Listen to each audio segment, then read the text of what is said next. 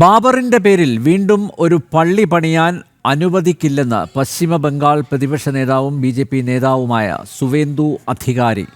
BJP. അധികാരത്തിൽ വന്നാൽ ബാബറിന്റെ പേര് എഴുതപ്പെടില്ല.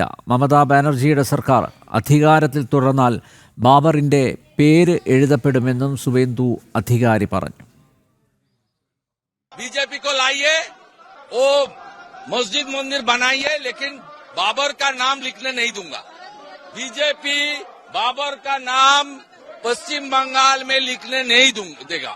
बीजेपी को लाइए, ममता रहेगी तो बाबर का नाम लिखा जाएगा, और बीजेपी आएगी तो बाबर के नाम नहीं लिखा जाएगा। कैंपेनिंग तो हो सकता है, उनका पार्टी है, बिहार में लड़ाई किया, 5 सीट चुनाव जीता, वो तो पॉलिटिकल बैटल है। लेकिन जो ये लोग बाबर का नाम लेकर कर रहा है, बीजेपी को लाइए, बाबर का नाम लिखने नहीं दूंगा।